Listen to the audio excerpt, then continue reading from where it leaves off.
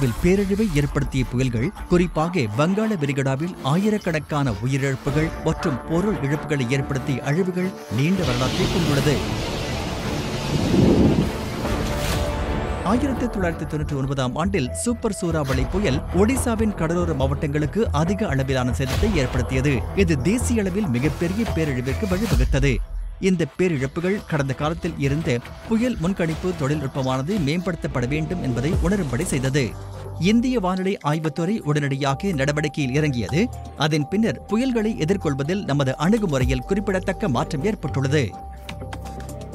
1999 super சூறாவளி புயல் பேரழிவிற்கு பிறகு நாடு பல கடுமையான சூறாவளிகளால் பாதிக்கப்பட்டது. இருப்பினும் முன்னாளைப் போலல்லாமல் வரவிருக்கும் இயற்கை பேரழிவிற்கு தகுந்தவாறு தேசம் தன்னை தயார்படுத்திக் கொண்டது. சமீபத்திய 10 ஆண்டுகளில் புயல்களால் ஏற்பட்ட மனித இறப்புகளின் எண்ணிக்கை 100க்கும் குறைவாக இருந்துள்ளது.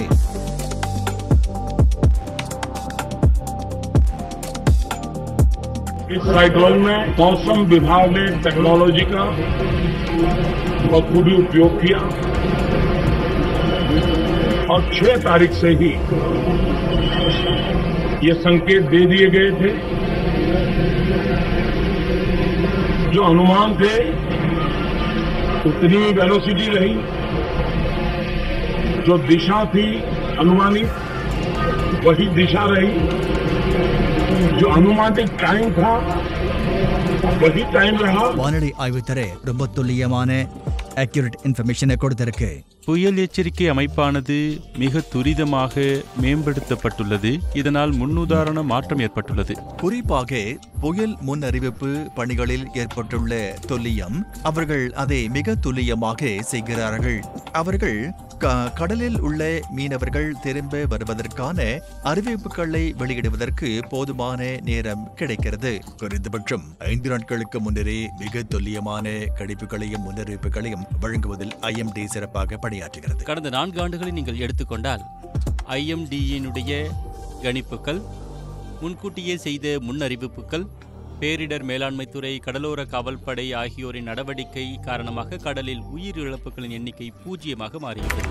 இவ்வளவு குறிப்பிடத்தக்க சாதனையை தேசம் எவ்வாறு சாதிக்க முடிந்தது? அது பற்றி நாம் அறிந்து கொள்வோம்.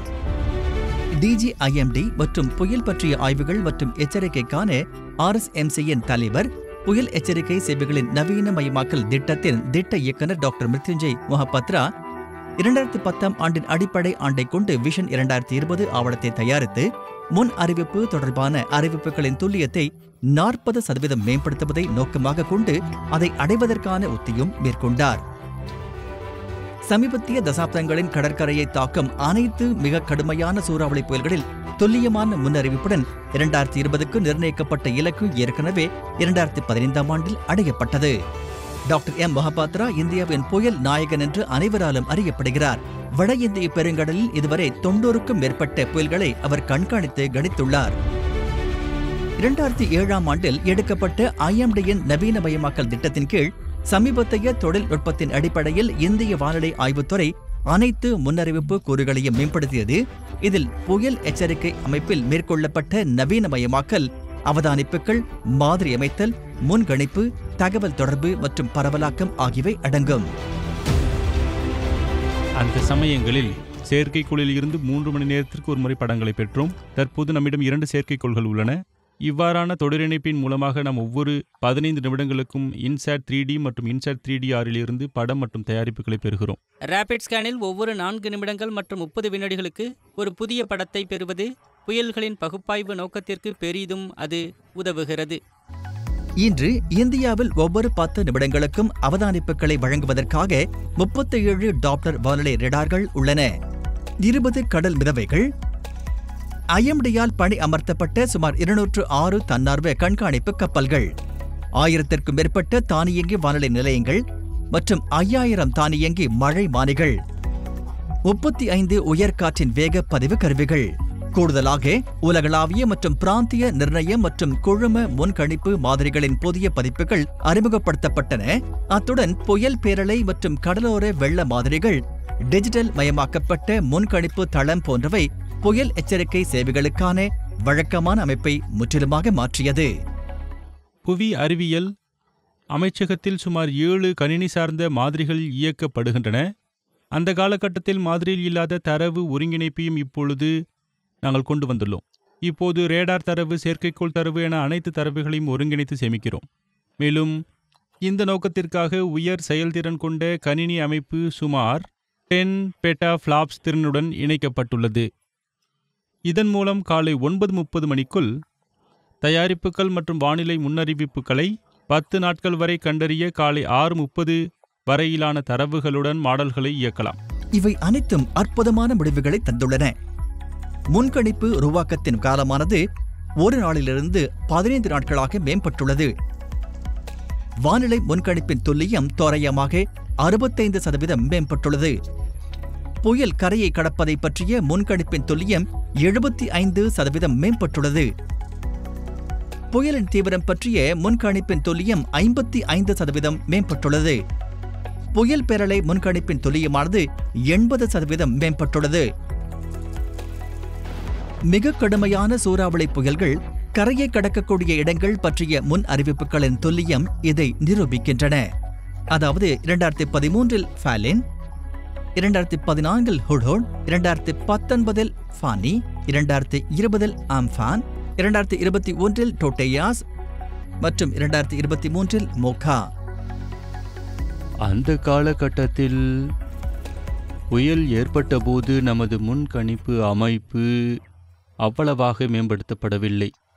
உதாரணத்திற்கு சூரத் மற்றும் ஜகாவிடையே சுமார் 1000 கிலோமீட்டர் தொலைவிற்குள் கரையை கடக்கக்கூடும் என்று முன்கணிப்பு செய்யப்பட்டது.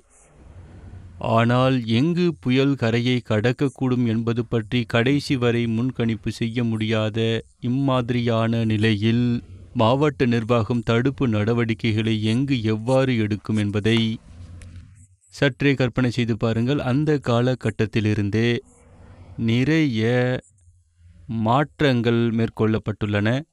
இந்திய வானிலை ஆய்வுத்துறையின் எச்சரிக்கை அமைப்பு, பிற செயல்முறைகள், உபகரணங்கள் போன்றவை மேம்படுத்தப்பட்டுள்ளன. இதன் மூலம் முன்னரே கணிக்க முடிவதுடன் மக்கள் முன்கூட்டியே தெரிந்து கொள்ளும் வகையிலும் முன்கணிப்பு நேரமானது நீட்டிக்கப்பட்டுவிட்டது. மேலும் கரையை கடக்கக்கூடிய இடம், காற்றின் வேகம், புயல் சீற்றம் போன்றவை பற்றிய துல்லியம் கூட பெரிய அளவில் மேம்படுத்தப்பட்டுள்ளன. இதனால் இந்தியா அதிவேகமாக முன்னேற முடிந்தது. உலகம் முழுவதும் பரவலாக பாராட்டப்பட்டது. தொழில்நுட்ப தலையீடுகள் தவிர கொள்கை திட்டமிடல், தொலைநோக்கு பார்வை, புயல் எச்சரிக்கையில் நிலையான இயக்க முறைமை போன்றவற்றில் குறிப்பிடத்தக்க முன்னேற்றம் ஏற்பட்டுள்ளது. நீங்கள் ஒரு புயலை பற்றி பேசும்போது முந்தைய IMD சில புள்ளிவிவர மாதிரிகள் மற்றும் பல்வேறு அளவுருக்கள் மூலமாக முன்கணிப்பு பற்றி அறிவித்தது. இப்போது நாம் கடல்சார் தகவல் சேவைகளுக்காக இந்திய தேசிய மையம் மற்றும் நடுத்தர அளவு பரப்பு வானிலை கணிப்புக்கான தேசிய மையம் போன்ற கடல்சார் கல்வி நிறுவனத்துடன் இணைந்து செயல்படுகின்றன. அத்துடன் IMD மற்றும் இந்தியன் இன்ஸ்டிடியூட் ஆஃப் டிராபிக்கல் வானிலையியல் போன்ற 4 நிறுவனங்களும் இணைந்து செயல்படுகின்றன. ஒன்று புரிந்து கொள்வதற்காக, 2 கவனிப்பதற்காக, மற்ற 2 மாதிரியை வைத்து இறுதி நடவடிக்கைகளை மேற்கொள்வதற்கான கூட்டு முடிவானது IMD-யால் எடுக்கப்படுகின்றது. அவர்கள் முன்னணி நபர்கள். முதல் செயல்பாட்டு மாற்றங்கள் மற்றும் கடைசி செயல்பாட்டு மாற்றங்களை செய்வது IMD-யாக இருக்கும். ஆனால் இது தொடர்பான உள்ளீட்டை அவர்கள் மற்ற 3 நிறுவனங்களில் இருந்து பெறுகிறார்கள். இதன் மூலம் சிறந்த முன்கணிப்பு பற்றிய அறிவிப்பை வழங்க முடியும். நிலையான செயல்பாட்டு நடைமுறையின்படி ஆயத்தத்தை உறுதி செய்வதற்காக ஒவ்வொரு புயல் காலத்திற்கும் முன்னதாக புயலுக்கு முந்தைய நடவடிக்கைகள் தொடர்பான கூட்டங்கள் நடத்தப்படுகின்றன. வழக்கமான நீட்டிக்கப்பட்ட வரம்பு கண்ணோட்டங்கள் வெளியிடப்படுகின்றன. இது புயல் உருவாவதற்கான சாத்தியக்கூறுகளை குறிப்பிட்டு காட்டுகிறது. தினசரி வானிலை கண்ணோட்டங்கள் வெளியிடப்படுகின்றன. இது அடுத்த 5 நாட்களுக்கு புயல் உருவாவதற்கான முன்னறிவிப்புகளை வழங்குகிறது. காற்றழுத்த தாழ்வு பகுதி உருவாகும் போது சிறப்பு செய்திகள் அனுப்பப்படுகின்றன. இதில் ப்ரீ ஜெனசிஸ் ட்ராக் மற்றும் தீவிரம் கண்காணிப்புகள் அடங்கும். காற்றழுத்த தாழ்வு மண்டலம் உருவாகும் போது அறிக்கைகளின் எண்ணிக்கை அதிகரித்து ஒரு நாளைக்கு 5 முறை எச்சரிக்கைகள் மற்றும் ஆலோசனைகளை வழங்குகிறோம். இது ஒரு புயலாக வலுவடையும் போது அறிக்கைகளின் எண்ணிக்கை மேலும் அதிகரிக்கிறது. 3 மணி நேர அறிவிப்புகள் வெளியிடப்படுகின்றன. மேலும் இந்த எச்சரிக்கைகள் மற்றும் அறிவுரைகள் புயல் முன்கண்காணிப்பு, புயல் விழிப்புணர்வு, புயல் எச்சரிக்கை போன்ற பல்வேறு நிலைகளில் வழங்கப்படுகின்றன. கரையை கடப்பதற்கு 12 மணி நேரத்திற்கு முன்னதாக நாங்கள் சிறப்பு அறிக்கைகள் வெளியிடுகிறோம். 1 மணி நேர இடைவெளியில் இந்த அறிவிப்புகள் வெளியிடப்படும். 1 மணி நேர இடைவெளியில் வெளியிடப்படும் இந்த அறிக்கை முறையானது சூறாவளி புயலின் தீவிரம் இருக்கும் வரை தொடர்ந்து வெளியிடப்படும். புவனேஸ்வர் புயல் எச்சரிக்கை மையம் நாங்கள் காற்று, மழை, புயல் எழுச்சி ஆகியவற்றுக்கான மாவட்ட வாரியாக மற்றும் இருப்பிடம் சார்ந்த எச்சரிக்கை மற்றும் எதிர்பார்க்கப்படும் சேதம் மற்றும் பாதிப்பு பற்றிய விவரங்களை பெற்றுள்ளோம். சமீபத்தில் இணைய அடிப்படையிலான ரிஸ்க் அட்லஸ் மற்றும் முடிவு ஆதரவு அமைப்பு ஆகியவற்றை நாங்கள் செயல்படுத்தியுள்ளோம். இதன் மூலம் மாவட்டம் மற்றும் கிராம அளவில் தாக்க வரைபடத்தை பெற முடிவதுடன் பல அபாய நிலவரங்கள் குறித்த கணிப்புகளை உருவாக்கலாம். IMD மூலம் வரவிருக்கும் புயல் குறித்த எச்சரிக்கை வழங்கப்பட்டவுடன் தேசிய நெருக்கடி மேலாண்மை குழுவின் பணி தொடங்கும். பிரதமர் அலுவலகம், NCMC, அமைச்சரவை மற்றும் உள்துறை செயலாளர் மற்றும் பாதிக்கப்பட்ட மாநிலங்களின் தலைமைச் செயலாளர்களுக்கு இது பற்றிய தகவல்களை தெரிவிக்கும் பொறுப்பு வானிலை ஆய்வு இயக்குநருக்கானது. தேசிய அளவில் தேசிய அவசரகால மீட்பு மையம், MHA, தேசிய பேரிடர் மேலாண்மை ஆணையம் மற்றும் தேசிய பேரிடர் மீட்பு படை ஆகியவற்றுடன் தொடர்புகளை ஏற்படுத்தப்பட்டு இணைக்கப்படுகின்றன. மாநில முதல்வர், மாநில தலைமைச் செயலாளர் மற்றும் பிற கூட்டாளர்கள், பத்திரிகை மற்றும் மின்னணு ஊடகங்கள் அனைத்தும் ஒருமுகமாக இணைகின்றன. மனித குலத்திற்கும் இயற்கைக்கும் இடையே நடந்து வரும் போராட்டத்தில் IMD பல நிறுவனங்களுடன் நெருக்கமாக இணைந்து ஒத்துழைக்கிறது. உயிரிழப்பு அல்லது சொத்துக்களுக்கு அதிக சேதம் ஏற்படுவதற்கான வாய்ப்புகள் இருந்தாலும் கூட NCMC என்ன செய்கிறது என்பதை திட்டமிட நாங்கள் கூட்டத்தை கூட்டுகிறோம். இது முழு அரசு மற்றும் ஏனைய நிறுவனங்களின் செயல்பாட்டை உறுதி செய்கின்றது. ஏனெனில் NCMCயில் உயிர் மற்றும் சொத்து இழப்புகளை தடுக்க அல்லது சேதத்தை கட்டுப்படுத்த உதவும் அனைத்து கூட்டாளர்களையும் அனைத்து அமைச்சகங்கள் மற்றும் அமைப்புகளையும் நாங்கள் இணைக்கின்றோம். இதன் மூலம் இறப்புகளின் தீவிரத்தை குறைத்து பூஜ்ஜியத்தை ஏற்படுத்துவதை குறிக்கோள். 2021 மே 6ஆம் தேதி டவுட்டே புயல் உருவாகிய போது நாங்கள் நீட்டிக்கப்பட்ட வரம்பு முன்கணிப்பு அறிவிப்பை வெளியிட்டோம். மே 13ஆம் தேதி லட்சத்தீவு பகுதிகளுக்கு அருகே அரபிக்கடலில் காற்றழுத்த தாழ்வு பகுதி உருவானது. இது பற்றி எங்கள் முதல் செய்திக்குறிப்பு வெளியிடப்பட்டது. 14ஆம் தேதி புயல் முன்கணிப்பு அறிக்கையை நாங்கள் வெளியிட்டோம். அதன் பிறகு நாங்கள் புயல் பற்றிய அறிவிப்பை வெளியிட்டோம். 16ஆம் தேதி புயல் எச்சரிக்கையை விடுத்தோம். டவுட்டே புயல் 2021 மே 17 இரவு கரையை கடந்தது. எனவே மேற்கு கரையோரத்தில் உள்ள அனைத்து மாநிலங்களுக்கும் அனைத்து கூட்டாளர்களுக்கும் போதுமான நேரம் கிடைத்தது. குறிப்பாக குஜராத் மாநிலம் மற்றும் டாமன் டையூ பகுதிகளுக்கு இந்த தகவல்கள் அனைத்தும் மே மாதம் 6ஆம் தேதி முதல் வழங்கப்பட்டன. 3 மணி நேரத்திற்கு ஒரு முறை பேரிடர் மேலாளர்கள், ஊடகங்கள், பொதுமக்கள் மற்றும் கடற்கரையில் உள்ள சரக்கு இருப்பாளர்கள், ஆன்லைன் மற்றும் ஆஃப்லைன் செயல்பாடுகள், தொழிலகங்கள் மற்றும் பலவற்றிற்கு இந்த விவரங்கள் தொடர்ந்து வழங்கப்பட்டன. 11 மே 2021 அன்று குஜராத் அரசின் தலைமை செயலாளருக்கும் மற்ற உயர் அரசாங்கத்திற்கும் விளக்கம் அளிக்கப்பட்டது. அரபிக்கடலில் புயல் உருவாக வாய்ப்புள்ளதாக அதிகாரப்பூர்வமாக தெரிவிக்கப்பட்டது. IMDயிலிருந்து புயல் எச்சரிக்கைகளை பெற்றதும் குஜராத்தின் மாண்புமிகு முதலமைச்சர் அவர்கள் தயார் நிலையை மதிப்பாய்வு செய்ததுடன் சூறாவளியை எதிர்கொள்ளவும் உயிர் மற்றும் சொத்து இழப்புகளை குறைக்கவும் தேவையான அனைத்து நடவடிக்கைகளும் எடுக்கப்பட்டன. IMD 1990களில் இருந்து மாவட்ட அளவில் புயலின் தாக்கம் சார்ந்த முன்னறிவிப்பை அறிமுகப்படுத்திய போதிலும் அதற்கென சில வரம்புகள் இருந்தன. இந்த சிக்கல்களை சமாளிக்க புயலின் தாக்கம் மற்றும் அதனால் ஏற்படக்கூடிய சேதங்களை அறிவதற்கான மாதிரிகள் GIS தளத்தில் ஆபத்தை மதிப்பிடுதலை கொண்டு அடிப்படையிலான பாதிப்பு முன்னறிவிப்பை IMD அறிமுகப்படுத்தியது. இதற்கான கட்டமைப்பை தேசிய பேரிடர் மேலாண்மை ஆணையத்தால் IMD, இன்காய்ஸ் மற்றும் பிற சம்பந்தப்பட்ட மாநிலங்கள் மற்றும் மத்திய ஏஜென்சிகளுடன் இணைந்து உருவாக்கப்பட்டு 2021 முதல் செயல்படுத்தப்பட்டது. காற்றின் வேகம் என்னவாக இருக்கும், புயல் சீற்றம் எவ்வளவு அதிகமாக இருக்கும் என்பதை மட்டும் நாங்கள் கணிக்கவில்லை. அதன் தாக்கம் என்னவாக இருக்கும் என்பதையும் கணித்து வருகிறோம். வெப் டிசிஆர்ஏ ஆனது பேரிடர் மற்றும் வரவிருக்கும் சூறாவளி அல்லது வர இருக்கும் வெள்ளம் பற்றிய தகவல்களை ஒன்றிணைத்து புயல் ஏற்பட இருக்கும் பகுதியில் உள்ள குடியிருப்புகள், வீடுகள், பள்ளிகள், மருத்துவமனைகள், பாலங்கள், தொலைத்தொடர்பு நெட்வொர்க்குகள், சாலைகள் போன்றவற்றின் அடிப்படையில் எம்மாதிரியான பாதிப்புகள் ஏற்படும் என்பதை இது கவனிக்கிறது. இந்த கருவியில் கிராமம் மற்றும் வார்டு அளவில் எதிர்பார்க்கப்படும் சேதம் பற்றிய விவரங்களை வழங்குவதற்கான வசதி உள்ளது. எதிர்பார்க்கப்படும் இழப்பின் அளவு மற்றும் பணத்தின் இடைநிலைகளை மதிப்பிடுதல் போன்றவை புயல் கரையை தாக்கும் முன் பேரிடர் மேலாளர்களுக்கு ஆபத்து நிதி உதவியின் அளவை தீர்மானிக்க உதவுகிறது. IMD 1990களில் இருந்து வெகு தூரம் வந்துள்ளது. அப்பொழுது புயல் பற்றிய தகவல்களின் பரவல் ஆரம்ப கட்டத்தில் இருந்தது. தொலைபேசி, தொலைநகல், மின்னஞ்சல் உள்ளிட்ட சாத்தியமான அனைத்து வழிகளிலும் SMS global telecom system, WMO information system, அகில இந்திய வானொலி, FM மற்றும் சமூக வானொலி, தொலைக்காட்சி மற்றும் பிற அச்சு பிரசுரங்கள் மற்றும் மின்னணு ஊடகங்கள், செய்தியாளர் சந்திப்பு மற்றும் செய்தி வெளியீடு மற்றும் சமூக ஊடகங்கள் மூலமாகவும் புயல் எச்சரிக்கை பயனர்களை சென்றடைகிறது.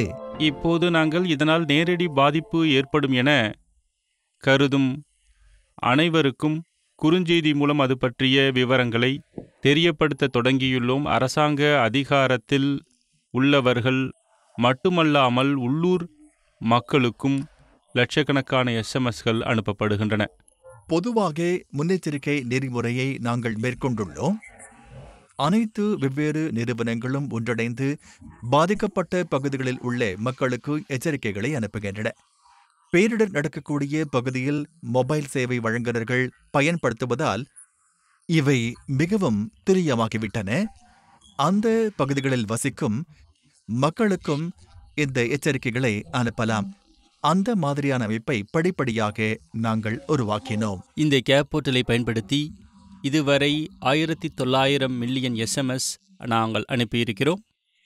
முந்திலாம் சரியான நேரத்தில் புயல் பற்றின முன்னெச்சரிக்கை அறிவிப்பை வழங்குவதற்கு தொழில்நுட்பமானது போதுமானதா இல்லை. இது அதிக அளவில் உயிரிழப்புகளை ஏற்படுத்துச்சு. IMDக்கு நான் நன்றி கூறுகிறேன். முன்பு புயல்களின் போது நாங்கள் உதவியற்றவர்களாக இருந்தோம். ஆனால் இப்போ முன்கூட்டியே புயல் பற்றிய தகவல் கிடைக்க பெற்று எச்சரிக்கையாக நாங்கள் இருக்கோம். IMDயின் துல்லியமான மற்றும் சரியான நேரத்தில் முன் எச்சரிக்கைகளின் அடிப்படையில் மத்திய, மாநில மற்றும் மாவட்ட அளவில் 3 அடுக்கு பேரிடர் மேலாண்மை முகமைகளின் ஊக்கமிக்க ஈடுபாட்டுடன் கூடிய நடவடிக்கைகளுக்கு நன்றி. உயிரிழப்பு, வெளியேற்ற செலவு மற்றும் இழப்பு ஆகியவற்றில் குறிப்பிடத்தக்க குறைப்பு ஏற்பட்டுள்ளது. இழப்பீடு வழங்கல் செலவுகளால் அரசாங்க கருவூலத்திற்கு ஏற்படும் பண விரயம் குறைந்துள்ளது. இந்திய வானிலை ஆய்வு மையம் நாட்டிற்கு மட்டுமின்றி வங்காள விரிகுடா மற்றும் அரபிக்கடலில் உள்ள அனைத்து நாடுகளுக்கும் புயல் ஆலோசனைகளை வழங்குகிறது. இது புயல்களுக்கான பிராந்திய சிறப்பு வானிலை மையமாக செயல்படுகிறது. வட இந்திய பெருங்கடலை சுற்றியுள்ள 13 நாடுகளுக்கு நாங்கள் சேவைகளை செய்கின்றோம். முக்கியமாக புயலின் உருவாக்கம், தீவிரம் மற்றும் தட முன்னறிவிப்பு போன்றவற்றிற்கு. மே 14 பிற்பகல் மணிக்கு 180 முதல் 200 கிலோமீட்டர் வேகத்தில் வீசிய காற்றின் வேகத்துடன் மோகா புயல் மியான்மர் மற்றும் தென்கிழக்கு பங்களாதேஷ் கடற்கரையை கடந்தது. அதன் உருவாக்கம் பற்றிய முதல் தகவல் IMDயால் ஏப்ரல் 27 அன்று வெளியிடப்பட்டது. மே 4ஆம் தேதி RSMC புதுதில்லி இது ஒரு புயலாக இருக்கும் என்று கணித்துள்ளது. மே 8ஆம் தேதி காற்றழுத்த தாழ்வு பகுதி உருவானதால் மே 14ஆம் தேதி மியான்மர் வங்காளதேச கடற்கரையை கடக்கக்கூடும் என்று IMD கணித்துள்ளது. மே 15ஆம் தேதி மியான்மரில் புயல் கரையை கடக்கும் வரை இரு நாடுகளுக்கும் வழக்கமான ஆலோசனைகள் வழங்கப்பட்டன. IMD புயலின் தடம், தீவிரம் மற்றும் கரையை கடக்கும் இடம் ஆகியவற்றை மிக துல்லியமாக கணிக்க முடியும் என்பது புள்ளி விவரங்களில் இருந்து தெளிவாக தெரிகிறது. குறிப்பாக கரையை கடக்கும் இடம் பற்றிய முன்னறிவிப்பு மியான்மர் மற்றும் பங்களாதேஷ் பகுதிகளில் உயிர் இழப்பை குறைக்க உதவியது. RSMC புதுதில்லி ஒரு பகுதியில் ஏற்படும் புயல் எழுச்சி, தடம், தீவிரம் மற்றும் கரையை கடக்கும் இடம், நேரம் பற்றிய முன்னறிவிப்பு தகவல்களை வழங்குகிறது. இதன் தரம் சிறந்தது மற்றும் இது 13 உறுப்பு நாடுகளுக்கு புயல்களினால் ஏற்படக்கூடிய பேரிழவை தணிக்க உதவுகிறது. சமீபத்தில் மோகா புயல் மே 13 அன்று மியான்மர் கடற்கரையை கடந்தது. இது நீங்கள் பார்த்தால் புதுதில்லி, RSMCயின் முன்னெச்சரிக்கை அறிவிப்பு என்பது இந்த அறிவிப்பு நம் நாட்டிற்கு மிகவும் பயனுள்ளதாக இருக்கின்றது. நாட்டில் புயல்களால் ஏற்படும் பேரழிவை நிர்வகிப்பதற்கு புதுதில்லி RSMC அதன் முன்னெச்சரிக்கை அறிவிப்பை நாங்கள் பின்பற்றுகிறோம். கடந்த காலத்திலும் IMD தனது அண்டை நாடுகளுக்கும் உடனுக்குடன் உதவி செய்துள்ளது. கடந்த காலத்துடன் ஒப்பிடுகையில் 13 WMO ESCAP குழுவின் உறுப்பு நாடுகளில் இறப்பு எண்ணிக்கை கணிசமாக குறைந்துள்ளது. புயல் எச்சரிக்கை சேவைகளில் IMDயின் குறிப்பிடத்தக்க முன்னேற்றங்கள் இந்தியாவிற்கு உலகளாவிய அங்கீகாரத்தை பெற்றுள்ளது. இந்த சிறப்பு படியானது UN, WMO ESCAP குழு நாடுகள், ஊடகங்கள், இந்திய அறிவியல் காங்கிரஸ், நமது மாண்புமிகு பிரதமர், இந்திய தலைவர், பாராளுமன்ற நிலைக்குழு போன்றவர்களுடன் பாராட்டுகளுடன் உலகளாவிய பாராட்டுதல்களை பெற்றுள்ளது. சுதந்திரத்திற்கு பிந்தைய காலத்தில் இந்தியாவை மாற்றிய 100 கண்டுபிடிப்புகளில் இந்தியாவின் புயல் எச்சரிக்கை சேவைகளும் இடம்பெற்றுள்ளன. இதுவரை உயிர் இழப்புகள் மட்டுமே குறைக்கப்பட்டுள்ளன. ஆனால் பொருள் இழப்பு இன்னும் சவாலாகவே உள்ளது. IMD மற்றும் இந்திய அரசு புதுமையான அணுகுமுறைகள் மூலம் பொருள் இழப்பை குறைக்க தீவிரமாக செயல்பட்டு வருகின்றன.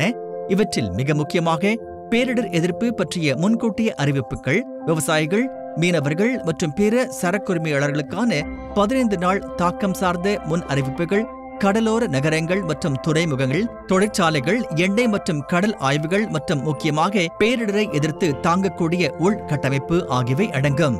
இந்தியாவின் சைக்ளோன் மேன் டாக்டர் மிருத்யுஞ்சய் மொஹபத்ராவால் தயாரிக்கப்பட்ட விஷன் 2030 2030 ஆண்டளவில் புயல் முன்னெச்சரிக்கும் திறனை மேலும் 10 முதல் 20% மேம்படுத்துவதை நோக்கமாக கொண்டுள்ளது. நமது உள்கட்டமைப்பை உருவாக்க வேண்டிய அவசியம், அது புயல் அல்லது நிலநடுக்கத்தை தாங்கக்கூடிய உள்கட்டமைப்பை போன்ற பேரழிவை தாங்கக்கூடியதாக அது இருக்கும்.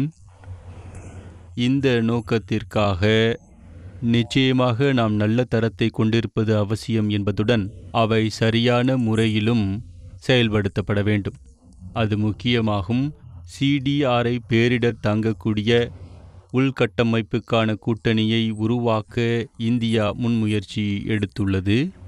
திறனை பகிர்தல், யோசனை பகிர்தல், சிறந்த நடைமுறைகள், சில நாடுகளின் திறன்களை வளர்ப்பதில் உதவுதல் போன்ற நடவடிக்கைகள் அனைத்தும் ஆரம்ப எச்சரிக்கை அமைப்பு உட்பட பல விஷயங்களில் நாங்கள் பல நாடுகளுடன் ஒன்றிணைந்து வருகிறோம்.